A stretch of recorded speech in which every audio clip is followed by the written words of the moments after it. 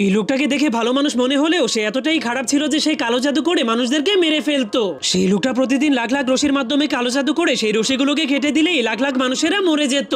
এমনকি সে একটা মাসুম বিড়ালকেও মেরে ফেলার জন্য রশি কেটে দিলেই সেই মাসুম বিড়ালটাও মরে যায়। তখন হঠাৎ করে তার সামনে একটা মেয়ের ছবি চলে আসলে সে যখনই ওই মেয়েটাকে মারতে যায় তখনই তার দরজার ঘন্টা বেজে উঠলে সে দরজা খুলতে চলে যায়। এরপর সে বাইরে তাকালে দেখতে পায় একটা মেয়ে তার বিড়ালের ছবি দেখিয়ে তার কাছে সেই বিড়ালটা খুঁজতে এসেছে। যা দেখে লোকটার মনে অনেক কষ্ট হতে শুরু করে, কারণ সে এই মাত্রই কালো জাদুর মাধ্যমে রশি কেটে সেই বিড়ালটাকে মেরে ফেলেছিল। তখন লোকটা কিছু বুঝে ওঠার আগেই মেয়েটা জলদি করে তার রুমের মধ্যে ঢুকে যায়। তাই শয়তান লোকটা ভাবতে শুরু করে চলো একেও এখনই মেরে ফেলবো। এই জন্য সে মেয়েটার ছবিওয়ালা রশিটাকেও কেটে ফেলার চেষ্টা করলে মেয়েটা মেশিনের মাধ্যমে সেগুলোকে কন্ট্রোল করতে শুরু করে দেয়, যার কারণে মেয়েটা রশিটাকে কাটতে গিয়ে দৌড়াতে দৌড়াতে লোকটার মাথা ঘুরে গেলে সে অন্যান্য লোকেদের রশিগুলোকে কেটে ফেলে। এরপর খেলতে খেলতে মেয়েটা আসল মেশিনের কাছে চলে যায় যেটা অনেক জোরে জোরে চলছিল। তখনই সেই মেয়েটার বিড়ালের ছবিটা সেই মেশিনের সামনে চলে আসে। মেয়েটা সেই ছবির উপরে থাকা লাল সেলটাকে দেখে